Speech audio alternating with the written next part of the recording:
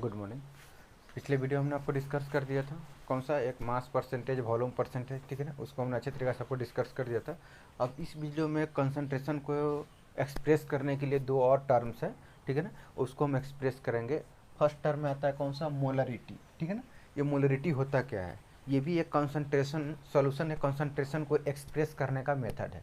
मतलब मोलरिटी से भी हम किसी सॉल्यूशन या कंसंट्रेशन को एक्सप्रेस कर सकते हैं, ठीक है ना। इसे पिछले वीडियो में हमने मास परसेंटेज, वॉल्यूम परसेंटेज, ठीक है ना, पीपीएम, नॉर्मेलिटी, इससे से हमने देखा था किसी सॉल्यूशन का कंसंट्रेशन को कैसे एक्सप्रेस किया जाता है। अब हम लोग सॉल्यूशन या कंसंट्रेशन को एक्सप्रेस करेंगे इन टर्म्स ऑफ कौन सा, मोलरिटी। मोलरिटी के टर्म में कंसंट्रेशन ऑफ सॉल्यूशन को एक्सप्रेस करना। तो मोलरिटी के टर्म में कंसंट्रेशन ऑफ सॉल्यूशन को कैसे एक्सप्रेस करेंगे उसके बारे में हमको देखना था। पहले मोलरिटी का डेफिनेशन देख लीजिए।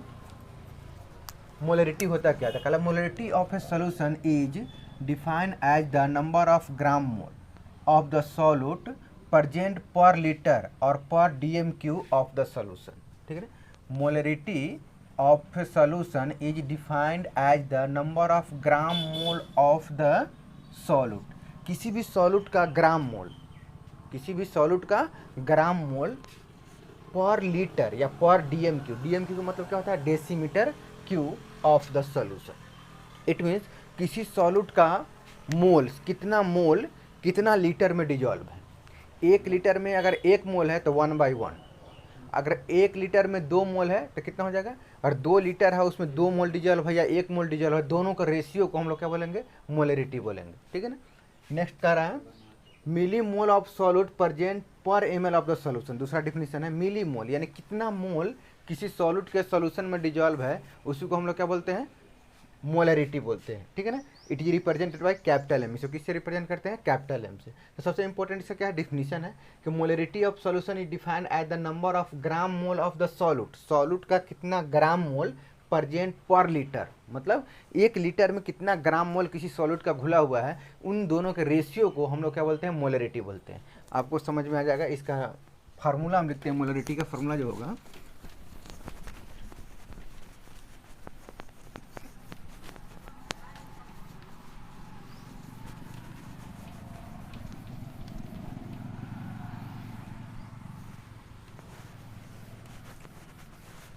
मोलरिटी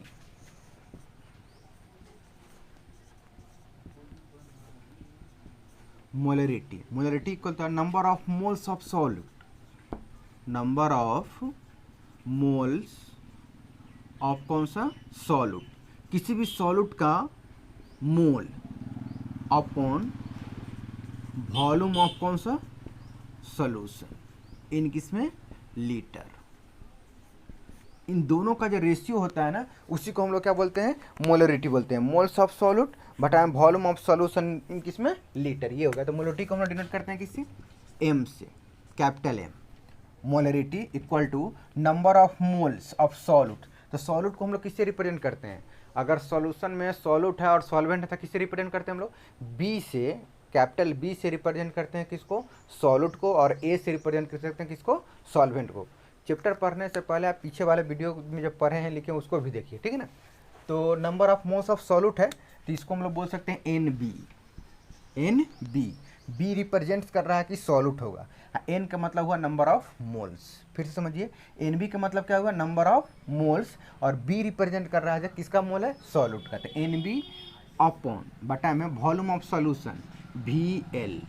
एल का मतलब यह हुआ लीटर, वी से हो गया वॉल्यूम, एल का मतलब लीटर। इन दोनों का रेशियो जो होता है इसको हम लोग क्या बोलते हैं, मोलरिटी बोलते हैं। तो मोलरिटी को आप सिंपली समझ सकते हैं बाय फार्मूला कि molarity, that is molarity is the ratio of number of moles of solute to the volume of solution, to the volume of solution. यानी इन दोनों का रेशियो जो होगा, number of moles of solute और volume of solution, इन दोनों का रेशियो जो होता है वही मोलरिटी होता है। और यह एक मेथड है किसी भी सॉल्यूशन के कंसंट्रेशन को एक्सप्रेस करने के लिए। समझ में आई, एक बार फिर समझिए मोलरिटी क्या होता है। और कोई पूछता है जब मोलरिटी क्या होता है, क्या बताएंगे, मोलरिटी क्या है, किसी भी सॉल्यूशन को, सॉल्यूशन के कंसंट्रेशन को एक्सप्रेस करने का एक मेथड है। किसी भी सॉल्यूशन के कंसंट्रेशन को एक्सप्रेस करने का एक मेथड है। ये होता क्या है, तो लिखेंगे molarity is the ratio of number of moles of solute to the volume of solution. इन दोनों का रेशियो जो होता है नंबर ऑफ मोल्स, कितना मोल अब बटा में वॉल्यूम ऑफ सॉल्यूशन, उसका कितना वॉल्यूम है यानी आयतन है, इन दोनों का रेशियो को हम लोग क्या बोलते हैं, मोलरिटी बोलते हैं। ठीक है ना। तो ये नंबर एन बी, आप इस फार्मूला को आप ऐसे कर सकते हैं, ये रहा। यहाँ पर एन बी बराबर क्या हो जाएगा, एन बी जो है पहले से पता है लेकिन फिर भी आप नीचे लिख सकते, where N B equal to है number of moles, number of moles of कौन सा, solute, number of mole of solute. और वी एल क्या है, volume of solution, volume of solution in किस में, लीटर, LIT लिख दीजिए हो जाएगा, volume of solution in litre. तो ये मोलरिटी हुआ। आपको मोलरिटी का सिंपली डिफिनेशन याद रखना है कि नंबर ऑफ मोल्स बटाएं volume of solution, number of moles बटाएं वॉल्यूम ऑफ सॉल्यूशन, इन दोनों का रेशियो और या अनुपात, उसी को हम लोग क्या बोलते हैं, मोलरिटी बोलते हैं। अब इस फॉर्मूला को फिर से हम ड्राइव करेंगे, पहले इसको राइट कीजिए, वीडियो स्टॉप करके उसको राइट कर लीजिए।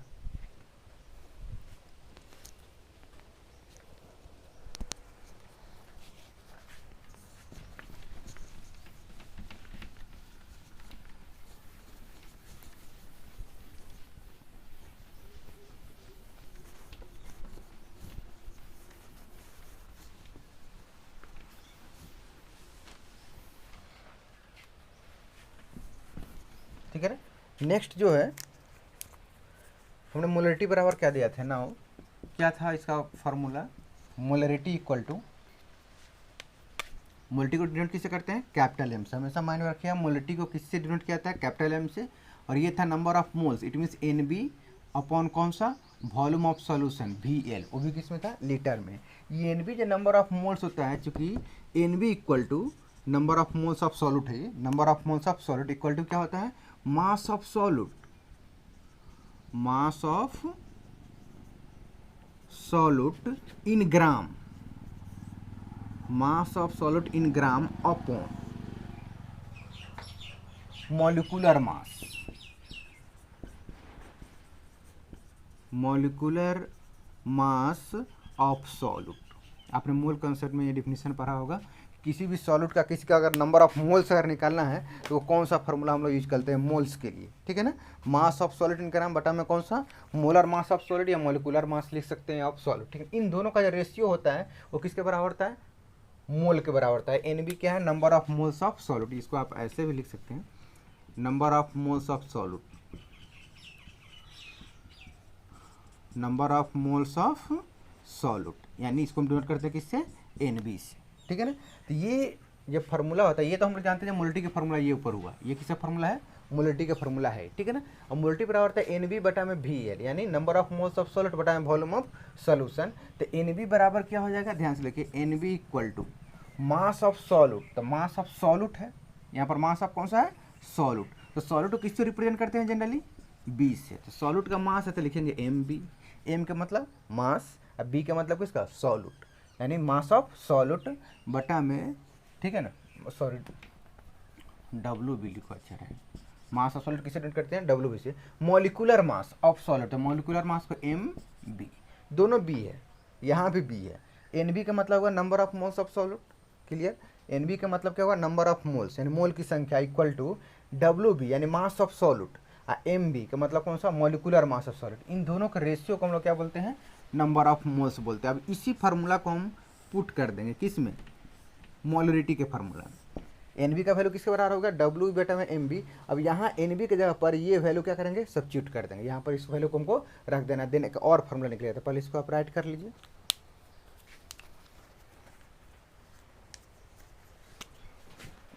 ठीक है ना, इसको लिख लिए। अब देखिए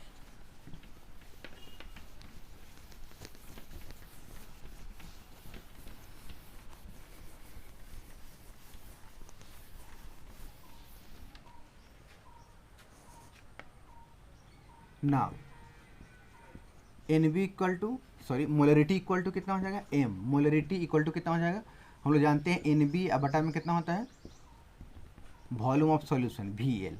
हमने निकाला था वैल्यू, एन बी का मान कितना था, डब्ल्यू बी या बटा में कौन सा, एम बी अपॉन कौन सा, वी एल। यहाँ पर आप जान क्यों ऐसा लिख सकते हैं, क्योंकि हम जानते हैं कि डब्ल्यू बी बटा वी एल किसका वैल्यू होता है, मोलरिटी का मान होता है, नंबर ऑफ मोल्स होता है। ये वैल्यू हमने एन के जगह पर क्या पुट कर दिया, इसको हमने रख दिया। अब ये नीचे आ जाएगा तो क्या लिख सकते हैं, डब्ल्यू बी बटा में कौन सा एम बी इंटू कौन सा वी एल।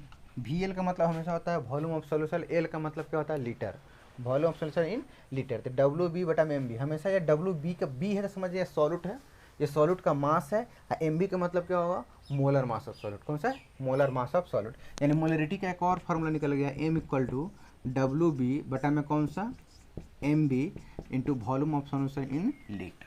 ये लीटर में है, तो ये एक हो गया ऐसे, ठीक है ना। अब इसको आप लीटर को मिली लीटर में कन्वर्ट कर सकते हैं, तो लीटर को मिली लीटर में कन्वर्ट करेंगे तो और यहीं पे लिख देते हैं molarity equal to, capital M से नोट करते हैं, molarity equal to W B 1000 से मल्टीप्लाई कर दीजिए अपॉन एम बी इंटू, अब वॉल्यूम लीटर में नहीं आ जाएगा, एम एल, यानी किसमें, मिली लीटर में। तो ये फार्मूला हो गया मिली लीटर में, और ये फार्मूला किस में हो गया, लीटर में हो गया। तो ये मोलरिटी का दो फार्मूला हो गया, इन terms of litre, in terms of कौन सा मिली लीटर। यहाँ पर हमने कुछ नहीं किया है, यहाँ पर आपको सिर्फ इतना सोचना है, ये जो यहाँ पर हमने वैल्यू पुट किया है, ठीक से समझिएगा, ये एन बी का वैल्यू है, ठीक है ना। यहाँ पर हमने सोच चुकी एन बी इक्वल टू हमने पीछे निकाल चुके हैं कि डब्ल्यू बी या बटा में क्या होता है एम बी। इसको बहुत जगह यूज करेंगे, मोल कॉन्सेप्ट भी हमने यूज किया था और आगे भी इसका बहुत यूज होने वाला है, इसलिए इस फार्मूला को हमेशा याद रखिएगा कि number of moles of solute equal to mass of solute in gram upon कौन सा मोलिकुलर मास। तो इन दोनों का रेशियो को हम लोग क्या बोलते हैं, नंबर ऑफ मोल्स बोलते हैं। इसको पुट कर दिया, दो फार्मूला निकला, इसको आप राइट कीजिए, ठीक है ना। अभी और इसका थोड़ा एक्सप्रेशन है, जल्दी राइट कीजिए।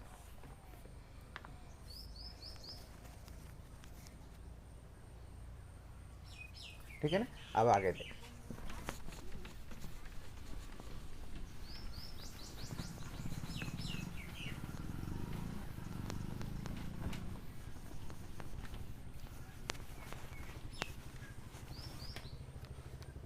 Now again molarity equal to क्या था, now again molarity equal to क्या था, मोलरिटी इक्वल टू था एन बी, सॉरी अभी हम जस्ट निकाले थे, डब्ल्यू बी अपॉन कितना एम बी इंटू कौन सा V L, volume of solution in litre. अभी हम निकाले हैं ना, यहाँ पर एन बी का वैल्यू पुट करके आप सीरियली लिखते चलिएगा, आपको समझ में आएगा। अब इसको हम ऐसे एक्सप्रेस कर रहे हैं, ध्यान दीजिएगा, M equal to W B बटा में कौन सा वी एल, इन दोनों को हमने एक साथ कर दिया, आपको दिख रहा होगा, डब्ल्यू बी बटा में कौन सा है वी एल, इसको हमने एक साथ कर लिया, इंटू में कौन बच जाएगा नीचे में एम बी, इसको ऐसे भी लिख सकते हैं 1 अपॉन कौन सा एम बी। और डब्ल्यू बी बटा में वी एल का वैल्यू किसके बराबर था, मास of solute volume of solution, ये बोलता है स्ट्रेंथ ऑफ सॉल्यूशन। पिछले वीडियो में नॉर्मेटिव में बताया था, स्ट्रेंथ ऑफ सॉल्यूशन किसके इक्वल होता है, मास ऑफ सॉल्यूट बटा में वॉल्यूम ऑफ सॉल्यूशन लीटर, ये स्ट्रेंथ ऑफ सॉल्यूशन के बराबर होता है। तो आप मोलरिटी को इन terms of strength of solution, यानी मोलरिटी इक्वल टू हो जाएगा स्ट्रेंथ ऑफ सॉल्यूशन बटा में कौन सा M B, molar mass of कौन सा सॉल्ट, ये भी मोलरिटी का हो गया। क्योंकि डब्ल्यू बी बटा में वी एल किसके बराबर था, स्ट्रेंथ ऑफ सॉल्यूशन को नॉर्मलिटी में बताते, देख लीजिए वहाँ पर बताए थे कि strength of solution is the ratio of mass of solute to the volume of solution in litre.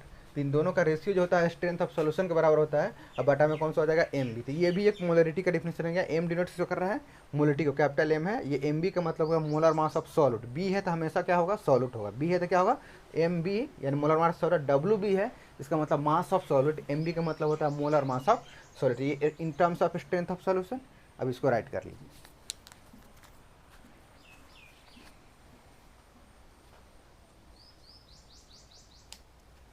ठीक है। तो ये आपका मोलरिटी का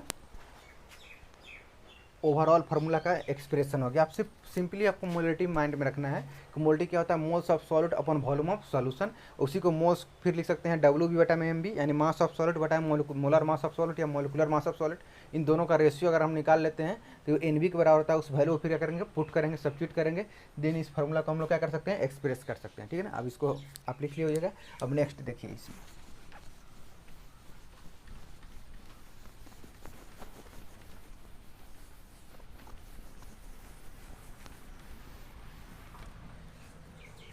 नेक्स्ट हम लोग पढ़ेंगे मोलर सॉल्यूशन,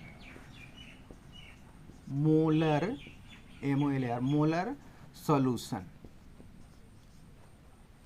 मोलर सॉल्यूशन किसको बोलते हैं, और किसी भी सॉल्यूशन का नॉर्मलिटी मोलरिटी अगर एक के बराबर होता है, और नॉर्मलिटी 1 के बराबर था तो उसको नॉर्मल सोल्यूशन बोले थे। हम लोग पिछले पढ़े थे, नॉर्मलिटी में बताया था कि किसी भी सोल्यूशन का अगर नॉर्मलिटी 1 के बराबर होता है तो उसको हम लोग बोलते हैं नॉर्मल सोल्यूशन। कौन सोल्यूशन? नॉर्मल। बट अगर किसी सोल्यूशन का मोलरिटी 1 के बराबर होता है तो उसको बोलते हैं हम लोग मोलर सोल्यूशन। तो यहाँ पर आप एक लाइन लिख सकते हैं, लिखना है सोल्यूशन हैविंग मोलरिटी, इसमें लिखिएगा a solution having molarity, a solution having molarity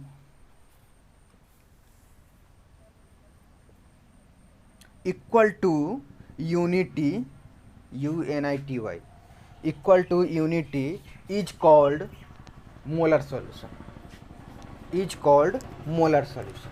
अगर किसी भी सोल्यूशन का मोलरिटी, इफ मोलरिटी को किसी नोट करते हैं कैपिटल M से, इफ मोलरिटी इक्वल टू 1, किसी भी सोल्यूशन का अगर मोलरिटी, एनी सोल्यूशन, कोई भी सोल्यूशन हो, उसका अगर मोलरिटी 1 के बराबर होता है देन इट इज कॉल्ड कौन सा? Molar solution. ठीक है ना? तब इसको हम लोग कौन सा सोल्यूशन बोलेंगे? Molar solution. Then it is called molar solution. तब इसको हम लोग कौन सा सोल्यूशन बोलते हैं? Molar solution. तो हमेशा याद रखना कि what is the condition for molar solution. तो if molarity of a solution is equal to unity then it is called कौन सा? Molar solution. ठीक है ना? तो मोलर सोल्यूशन इस तरह से नॉर्मल सोल्यूशन था किसमें? नॉर्मलिटी में। इसमें कौन है? मोलरिटी में मोलर और नॉर्मलिटी में नॉर्मल। ठीक है ना? अब इसमें एक और आता है सेमी मोलर सोल्यूशन। एक और हेडिंग दीजिएगा, semi molar solution. Semi molar solution. Semi molar solution क्या किसको बनेंगे? If molarity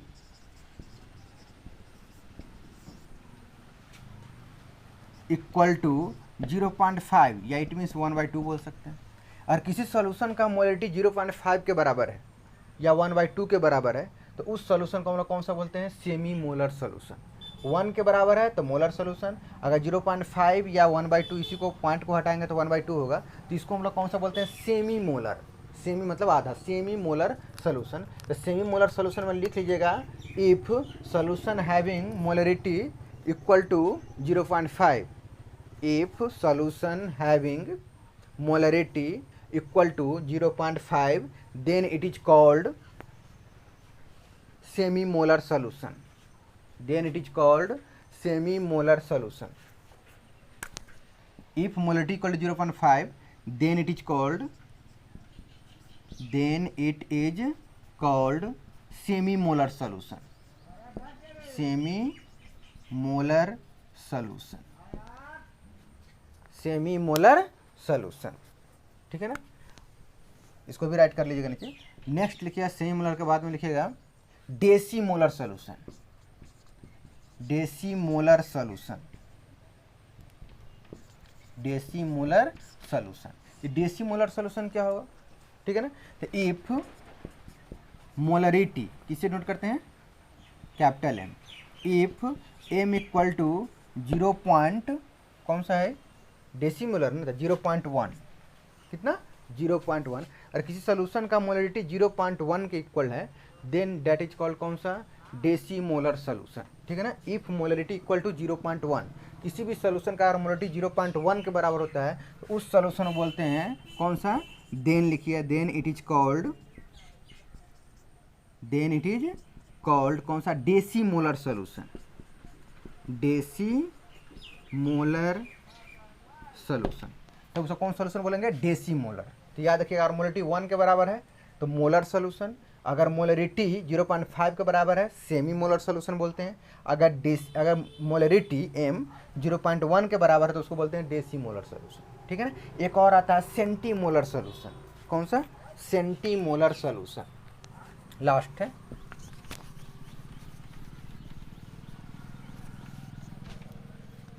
centimolar solution, centimolar solution. आप राइट करते चलिए, वीडियो को रोका। सेंटीमोलर सोल्यूशन किसे बोलेंगे? If molarity of a solution, नीचे लिख लीजिएगा, if molarity of a solution is equal to is equal to किसी भी सॉल्यूशन का मोलरिटी इक्वल टू कितना 0.01 के बराबर है। 0.01 के क्या लिखें, if molarity of a solution is equal to 0.01 then it is called centimolar solution. अगर मोलरिटी 0.01 के बराबर है तो इसको हम लोग बोलेंगे कौन सा, सेंटीमोलर सॉल्यूशन।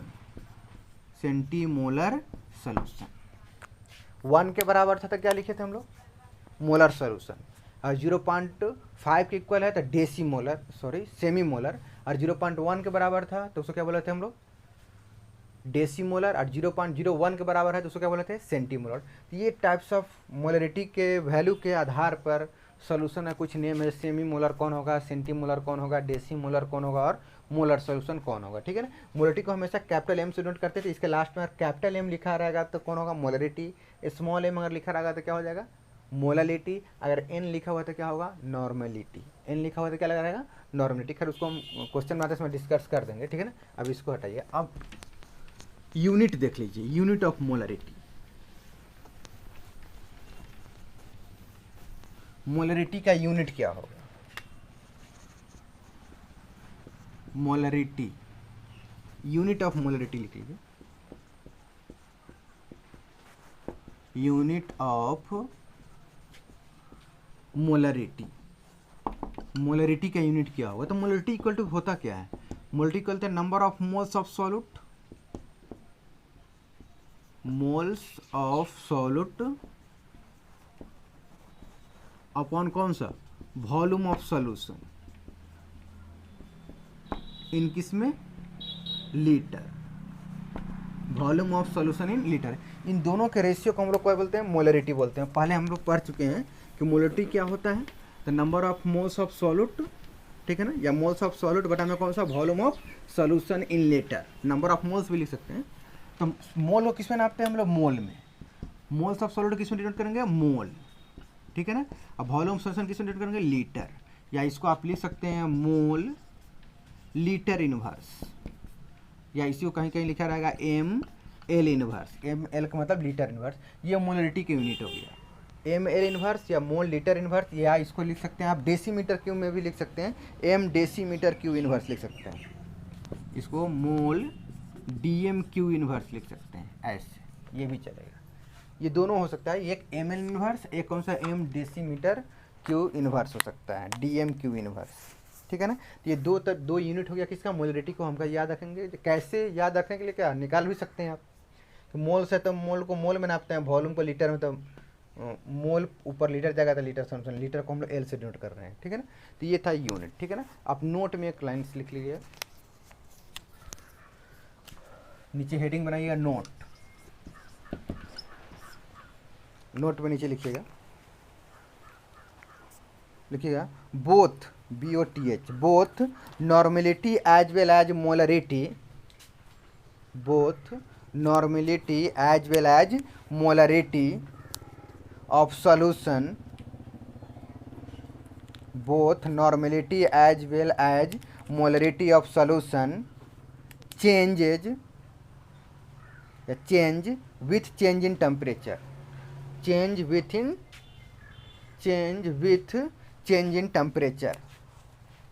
यानी टेम्परेचर के चेंज करने के साथ मोलरिटी और इससे जो पहले पढ़े थे नॉर्मलिटी, दोनों का वैल्यू चेंज करते हैं। क्योंकि ये दोनों जो डिपेंड्स करता है, molarity number of moles per denote करता है। मोल्स जो होता है किसी भी सॉलिड में कितना मोल्स डिजॉल्व है वो टेम्परेचर पर डिपेंड है। टेम्परेचर इंक्रीज करने के बाद मोल्स का सोलिडिटी बढ़ जाता है। इसलिए मोलरिटी और नॉर्मलिटी दोनों टेम्परेचर डिपेंडेंट है, दोनों टेम्परेचर पर डिपेंड करता है। तो ये फैक्ट आपको माइंड रखना, ऑब्जेक्टिव में आता है कि which of the following factor is temperature independent, चाहे which of the following factor is temperature dependent. ठीक है ना। तो आपको ये पता होना चाहिए कौन टेम्परेचर पर डिपेंड्स करता है। इट मीन्स टेम्परेचर के बढ़ने से या घटने से घटता है या बढ़ता है। तो मोलरिटी और नॉर्मलिटी टेम्परेचर डिपेंडेंट फंक्शन है। ठीक है ना, टेम्परेचर पर डिपेंड करता है। ठीक है। तो इसको आप राइट कर लीजिए, पहले इसको लिखिए, तब नेक्स्ट हम काम करते हैं।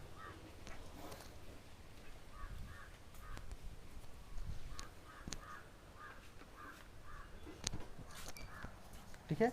अब इसको आप अच्छे से लिख लिया। अब अगले चैप्टर में जो कंसंट्रेशन का एक्सप्रेशन है, अभी दो बचा हुआ है, एक तो मास वॉल्यूम परसेंटेज भी है, एक मोलालिटी बचा हुआ है, मोलालिटी, ये मोलारिटी था, अब मोलालिटी बचा हुआ है। और इसके बाद एक आएगा मोल फ्रैक्शन, उसके बाद हम लोग अच्छे तरीके से पढ़ेंगे। ये सब इंपॉर्टेंट है, आपको ऑब्जेक्टिव में 2 नंबर क्वेश्चन में आता है, इसको आपको देखना है। पीछे जो सॉलिड स्टेट का चैप्टर इंड हुआ है उसको आपको जब भी पढ़ने बैठना है तो उसको शुरू से लेकर अंत तक पढ़ना है। Difference, crystalline solid, amorphous solid, इस सब का डिफरेंस को याद करके रखना है। ये सब इंपॉर्टेंट क्वेश्चन में आपको आएंगे, उसे क्लियर रखना है। Simple protein unit cell, face centre, body centre, कैसे कैसे इसमें काम किया उसको पढ़ते रहना। ऐसा नहीं कि एक बार पढ़ लिए देख लिए, अगर समझ में नहीं आया पढ़ते समय तो फिर वीडियो को देखेंगे, फिर उसको समझेंगे, और फिर कोई दिक्कत होगा तो फिर पीछे क्वेश्चन है, जो क्वेश्चन आपने बनाया है जो बच गया वो सब क्लास में डिस्कस करेंगे। फिर भी इसको आप अच्छे से पढ़ते रहिए, ठीक है ना।